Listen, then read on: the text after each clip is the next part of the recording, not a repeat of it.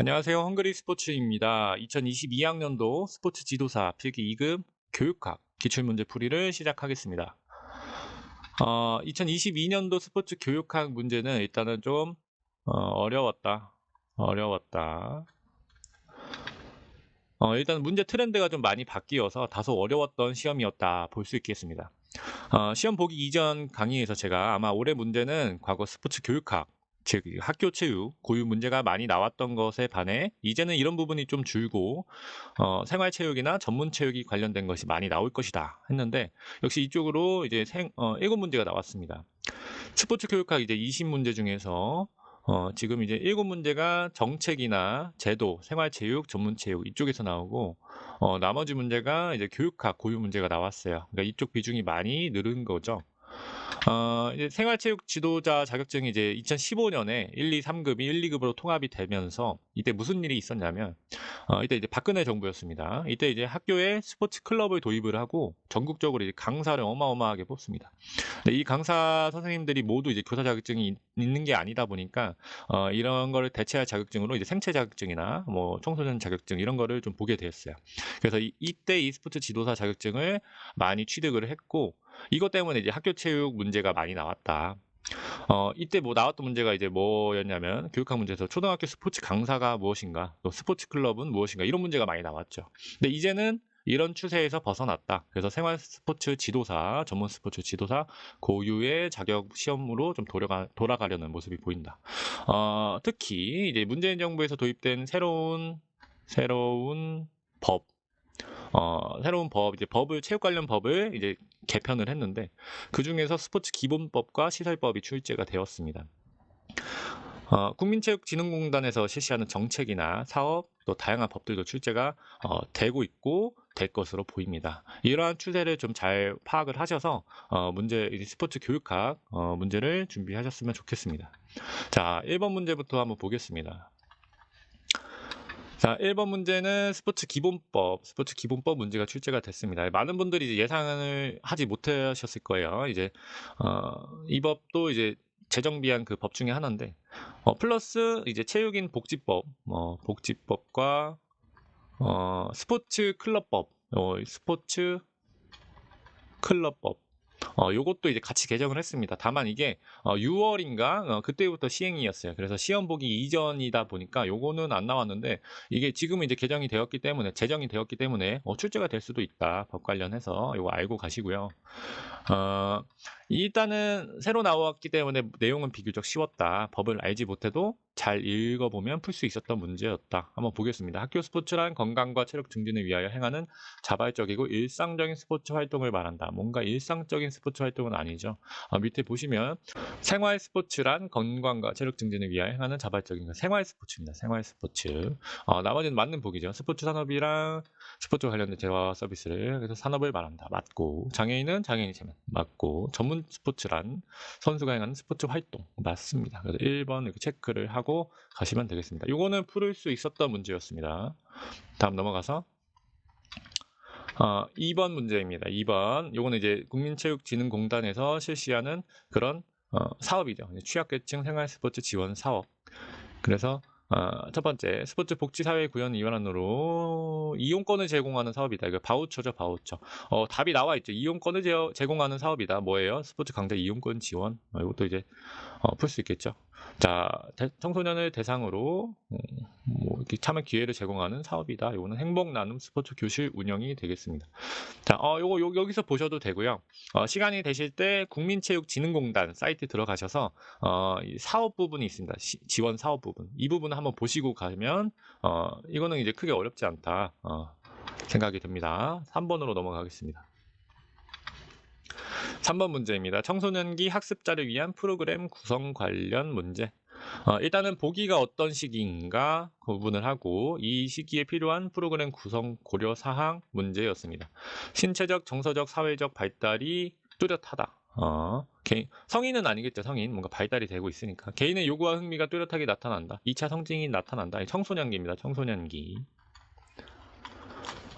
아동기랑 구분할 수 있어야겠죠. 아동기는 신체 기능 및 호기심, 탐구심이 왕성해지고 이제 성장을 하고 있는 거고 행동이나 말이 성숙해진다. 청소년기에서 행동이나 말이 성숙해질 수도 있겠지만 여기서 이제 기본적 사회관계 형성 요거 두 개만 좀 구분을 하고 한번 보겠습니다. 생활 패턴을 고려한다. 맞겠죠. 개인의 요구와 흥미를 고려한다. 맞고 정적 운동 위주의 프로그램 구성 뭔가 오답 같죠. 스포츠 프로그램의 지속적 참여 고려 맞습니다. 나와서 이제 평생체육까지 가는 거죠. 옆에서 보시면 신체, 심리, 사회적 성숙의 시기로 2차 성징이 시작된다. 인격과 태도가 형성이 되고 운동 기능을 습득하고 또래 친구가 중요하다. 질적, 양적 측면을 고려한 동적 신체 활동을 구성해야 한다. 3번 문제는 3번이었습니다. 맞았다 이렇게 체크하고 항상 문항 분포의 확실한 답은 5번 없죠.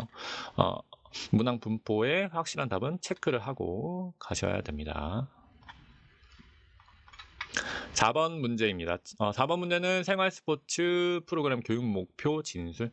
생활 스포츠 문제긴 한데 그냥 일반적으로 교육 목표 진술 문제랑 동일했습니다. 한번 보시면 프로그램 목표는 추상적으로 진술한다. 아니죠. 구체적으로 진술을 해야 알겠죠.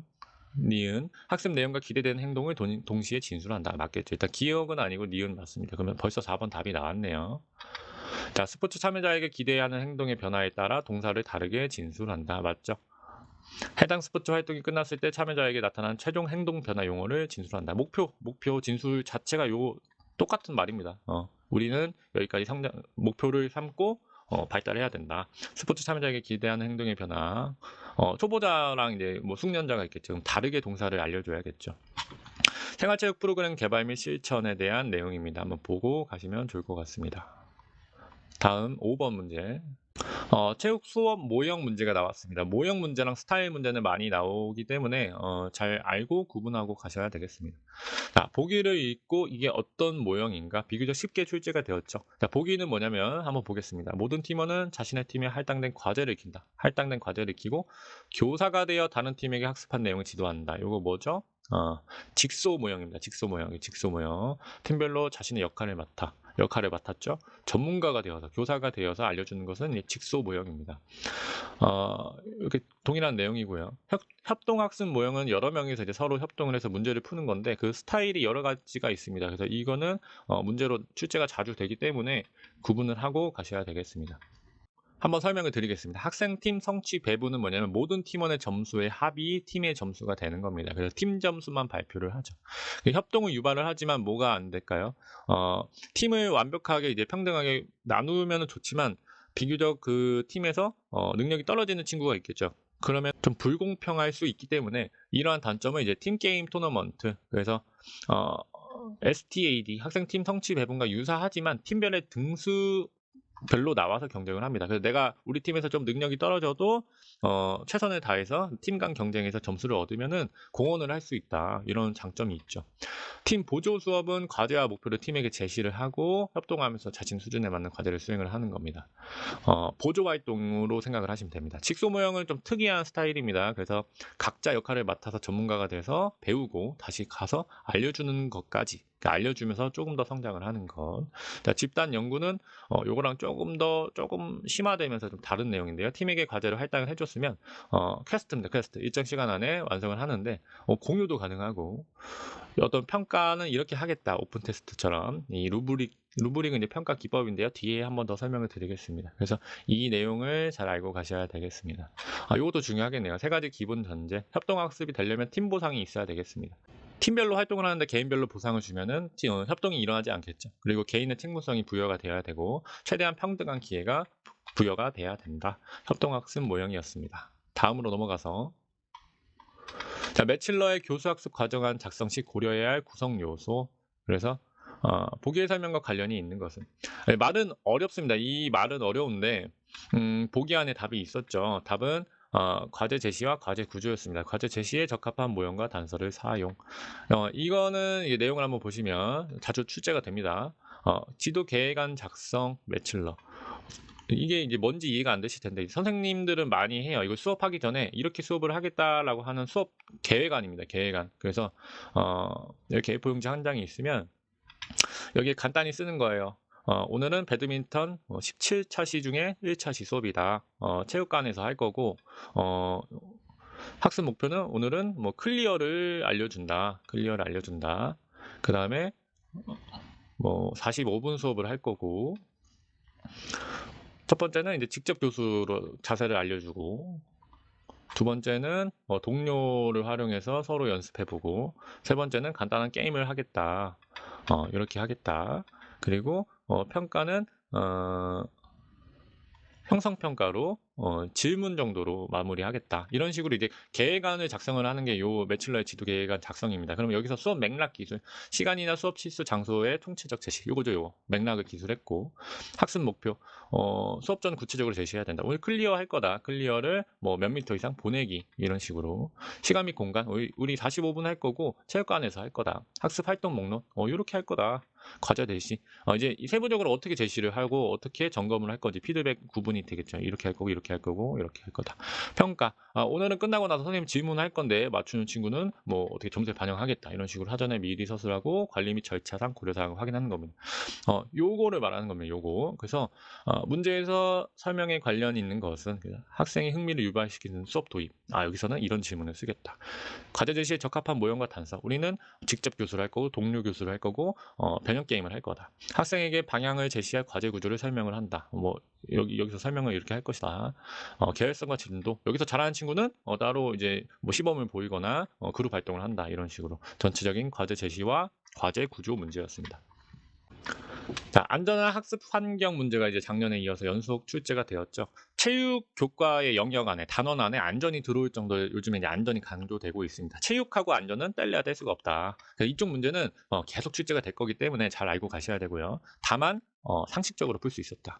자, 기억. 위험한 상황이 예측되더라도 시작한 가게는 끝까지 수행한다. 딱 봐도 아니죠. 위험한 상황이 예측되면 즉각 중단해야 됩니다. 기억 아니고 리얼만 보면 되겠죠. 문제 이렇게 푸시면 됩니다. 리얼만, 기억 완전히 아니고 리얼 보겠다. 새로운 연습 과제나 게임을 시작할 때 지도자는 학생들의 활동을 주시하고 적극적으로 감동한다. 뭐가 중요해요? 적극적 감독이 중요합니다. 맞는 말이죠. 그러면 리얼 맞고 맞았다. 이렇게 체크를 하고 가시면 됩니다. 니은 디귿 한번 보겠습니다. 안전한 수업 운영에 필요한 절차를 분명히 전달하고 상기해야 된다. 맞는 말이고요. 사전에 안전 문제를 예측하고 교구, 공간, 학생 등을 학습에 도움이 되는 방향으로 배열 배치한다. 맞는 말입니다. 읽으면 풀 수 있는 문제였습니다. 자, 안전한 학습 환경 구성, 요 내용도 한번 보고 가시면 좋을 것 같습니다. 8번으로 가겠습니다.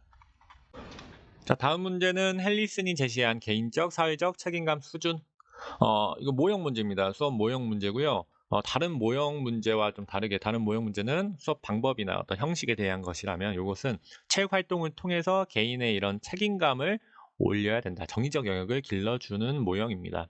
그래서 여기서 나오는 내용은 이 책임감 수준 6단계 내용이 나오게 됩니다. 구분하시고 가셔야 되고요. 한번 보시겠습니다. 타인의 권리와 감정 존중 수준은 타인에 대해 상호 협력적이고 다른 학생들을 돕고자 한다.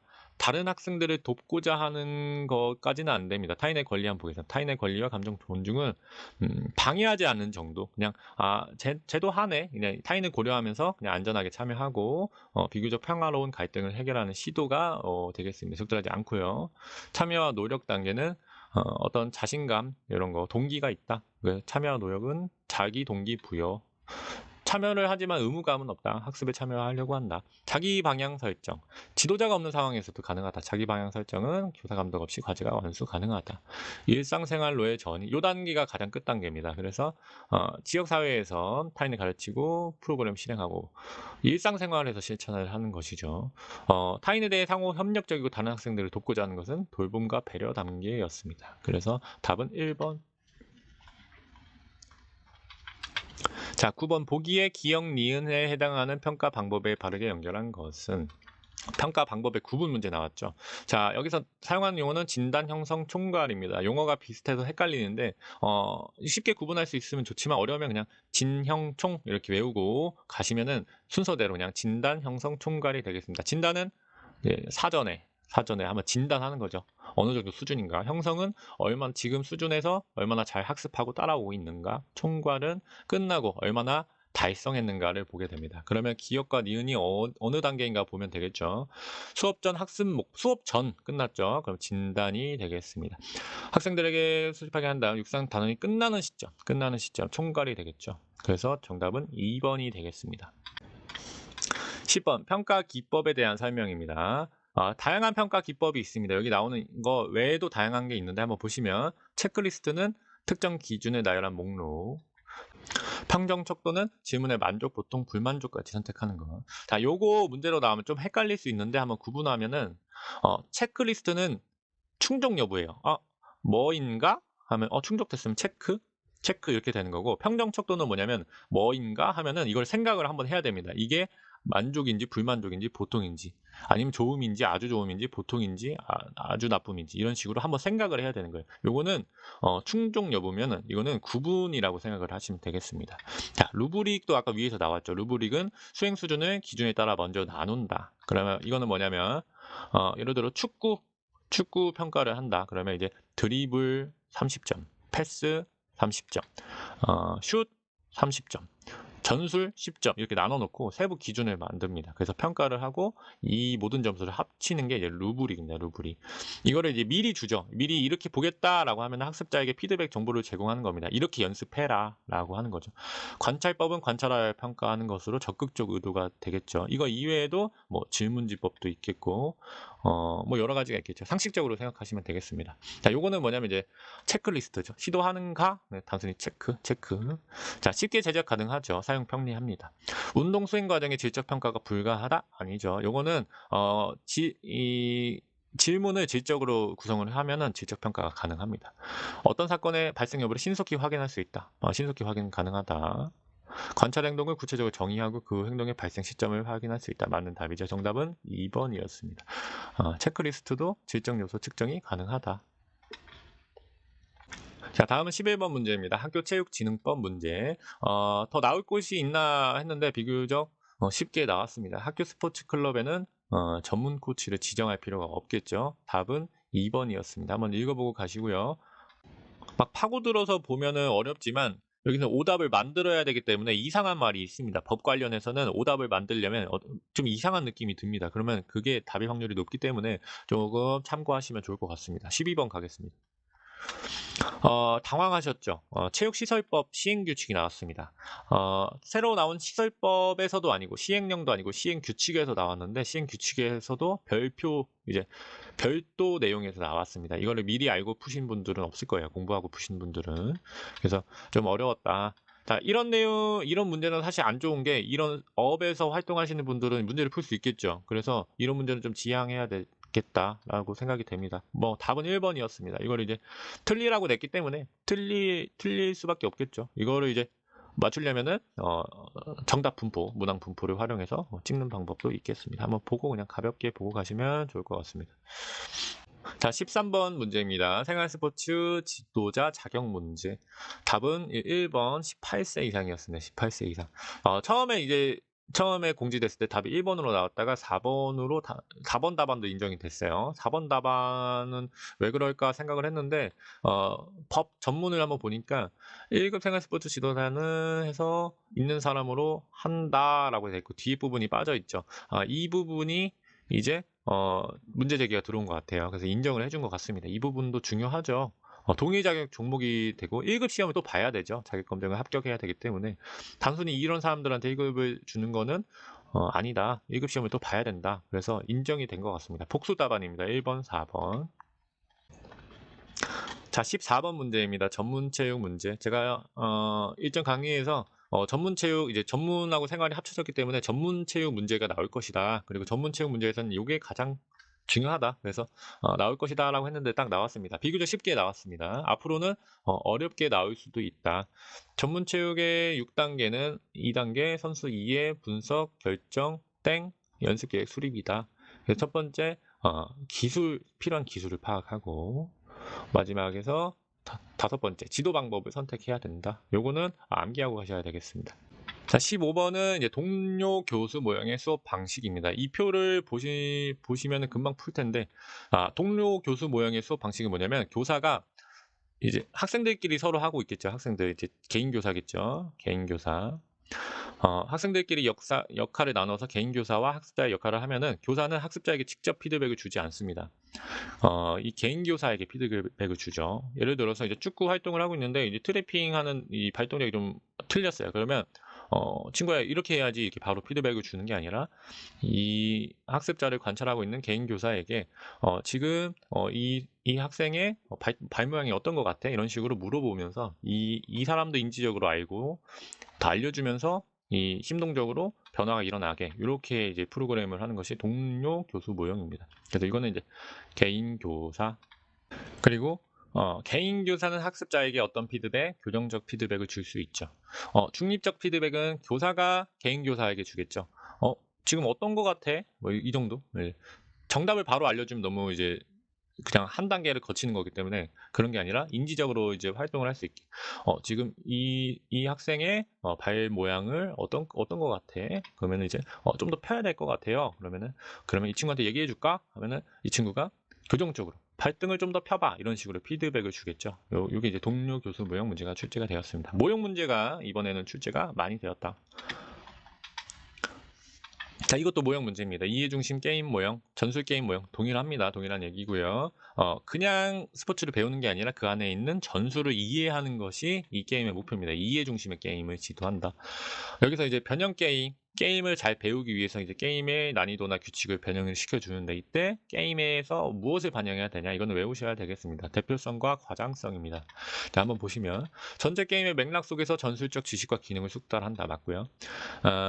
이 모의 활동, 변형 게임은 대표성과 과장성이 있어야 된다. 대표성은 게임의 특징을 잘 살려야 된다. 게임과 관련이 없는 걸 하면 안 되겠죠. 그리고 과장성, 전술 기능을 조금 더 과장해서 조금 더 확대해서 그거를 연습을 해야 더 효율적으로 발달시킬 수 있겠습니다. 자, 뒤에서도 나오긴 하는데 이제 게임 전술의 전이 가능성이 다른 게임 분류, 알몬드의 분류 이거 나오고 있습니다. 요거에 따라서 이제 체육 교과서도 이제 나눠져 있습니다. 영역형, 뭐 네트형, 필드형, 표적형 뭐 이렇게. 자, 변형 게임 이제 각종 규칙을 변형하는 건데요. 리드업 게임은 주요 기능을 가지고 이제 게임 활동으로 만든 것이고 스크리미지 게임은 이 전술에 초점을 해서 전술적으로 활동을 하는 겁니다. 이해중심 게임 수업 6단계도 출제가 됩니다. 요거 잘 알고 가셔야 되겠습니다. 자주 출제가 되죠. 17번 젠틸의 스포츠 기술. 젠틸의 스포츠 기술은 이렇게 나누어집니다. 개방 기능과 폐쇄 기능. 이것도 외워주어야겠습니다. 자, 링크의 발달 단계에 따른 분류 이것도 문제가 출제가 되죠. 뒤에 나오기 때문에 뒤에서 보시고. 자, 개방 기능은 환경과 움직임에 대한 변화가 존재하는 기능. 이거에 따라서 반응을 해야 되겠죠. 폐쇄 기능은 환경과 움직임의 변화가 없습니다. 골프, 사격, 양궁 등. 자, 18번 가겠습니다. 18번 보기와 같이 종목을 구분하는 근거로 적합한 것은 요거죠. 뭐에 따라서 게임 전술의 전이 가능성에 따라서 분류를 했다. 게임의 여러 가지 분류로 나눈 거는 이제 요거 말고도 뭐 맥킨토시의 분류라든지 그런 게 있습니다. 그런 거 이제 뒤에 나올 수도 있습니다. 쉽게. 그래서 요거 보시고 여기서는 게임 전술의 전이 가능성이다. 18번 이제 19번 가겠습니다. 19번의 피드백 유형. 피드백은 이제 어떤 정보를 주는 거죠. 정보를 주어서 행동 변화를 유발을 하는 건데, 이제 그 특징은 엄청 많습니다. 일단 피드백은 많을수록 좋아요. 많이 할수록 좋긴 한데, 이제 숙련될수록 의존할 수도 있기 때문에 이제 줄여가는 게, 상대 빈도를 줄여가는 게 좋고, 구체적이면 더 좋겠죠. 중립적으로 할 수도 있습니다. 중립적으로 하는 피드백의 장점도 있고, 일단은 구체적인 게 좋다. 그리고 행동이 일어났을 때 바로 해주는 게 좋다. 너무 지연되면은, 학습 효과가 떨어진다. 긍정적 피드백이 좋겠죠. 좋아. 이렇게 하는 게 좋을 거야. 아니야 그렇게 하면 안 돼 라는 것보다는 긍정적 피드백. 언어와 비언어의 결합, 뭐 이제 엄지를 치켜 세워준다든지 박수를 쳐준다든지 아니면은 동작 교정을 해줄 때 직접 손으로 이제 동작을 잡아준다던가. 이 노력에 대한 피드백도 중요하겠죠. 그냥 피드백만 주면은 의존할 수 있기 때문에 스스로의 노력에 대한 피드백도 요거는 자 한번 보시고 가고요. 자, 모스턴이 제시한 피드백 유형이다. 사실적으로 행동을 기술한다. 사실적으로 행동을 기술한다. 사실적으로. 자, 판단이나 수정 지시를 하지 않는다. 다른 피드백 형태로 옮겨가는 형태를 가지고 있다. 여기서 보았을 때는 중립적 피드백입니다. 이것도 이제 살짝 애매하긴 한데 다른 피드백 형태로 옮겨갈 수 있다 하면 중립적 피드백이 되겠습니다. 교정적인 피드백은 완전히 반대죠. 자, 정확하게 이렇게 해라 라고 해주는 것이고, 가치적 피드백은 좋은지 나쁜지 요거를 알려주는 것. 그리고 긍정적 피드백, 부정적 피드백, 이게 가치적 피드백이겠죠. 자, 불분명한 피드백까지 있습니다. 중립적 피드백. 여기서는 3번이 좀 더 옳은 답이다. 마지막 문제 가겠습니다. 20번 링크의 내용 발달 단계. 이거 자주 출제가 되는데요. 쉽게 나왔습니다. 쉽게. 쉽게 시작, 확대, 세련, 응용의 단계, 기초적인 수준에서 간단하고 복잡한 어려운 과제로 발전을 하고 질전 능력을 향상시키고 이제는 실제 상황에서 사용될 수 있게 한다. 어떤 과제, 어떤 지도서에서는 이게 바뀔 수도 있습니다. 바뀌긴 하는데 요거는 바뀌어도 상관은 없습니다. 내가 질적 능력 향상을 목표로 한다면 세련 활동을 할 수도 있고 이런 양적 확대를 하고 싶으면 어려운 과제로 할 수도 있습니다. 그래서 이건 바뀔 수도 있는데 일단은 요렇게 이론이 출제가 되었기 때문에 요걸로 외우는 것이 좋다. 이렇게 보시면 되겠습니다. 자, 2023학년도 문제 예상을 해보겠습니다. 일단은 동일하게 스포츠 교육학 문제는 이제 학교 체육에서 이제 생활체육이나 전문체육 그리고 정책 제도 문제가 많이 나온다. 이거 내고 싶죠. 국민체육진흥공단에서 하는 활동 이런 거 내고 싶은데 낼 과목이 없습니다. 뭐 스포츠 윤리에는 이제 윤리센터를 내긴 하는데 뭐 거기 내기도 어렵고 사회학에 내고 싶은데 사회학 내기 너무 많기 때문에 여기 주로 나오는 것 같습니다. 이 내용이. 그래서 학교 체육보다는 이 내용이 많이 나오기 때문에 이쪽으로 공부를 하는 게 좋고 또 이런 정책 제도도 많이 알아보셔야 될 것 같습니다. 법은 일단은 이제 법도 이제 출제가 되죠. 법은 이제 항상 이제 최신화되고 수정되기 때문에 교재는 탑재를 안 하고 카페에 올려두었습니다. 카페에 올려두고 개정이 될 때마다 바로바로 수정을 하려고. 그리고 카페에 올려둔 글에 출제되었던 내용이 이제 체크가 되어 있으니까 카페 들어오셔서 확인을 하시면 좋을 것 같고요. 자, 이제 스포츠 교육학 고유 문제에서는 이 스타일이나 모형 문제, 어떻게 체육 수업을 하는지 이 문제는 이제 항상 나온다고 보시면 되겠습니다. 그래서 여전히 나오니까 이거 공부를 하시고요. 관련을 해서 이제 7일 완성 스포츠 지도사 수험서에는 이런 트렌드에 맞는 출제 예상 문제를 탑재를 해 두었습니다. 이론 강의는 무료로 제공이 되는데 실전 모의고사는 교재에만 있기 때문에 교재를 구입하시면 좀 좋을 것 같습니다. 자, 이상으로 2022학년도 스포츠 교육학 출제 예상을 마치겠습니다. 모두 잘 준비하셔서 2023학년도, 이 4학년도 필기시험에 좋은 점수 받으시길 바라겠습니다. 감사합니다.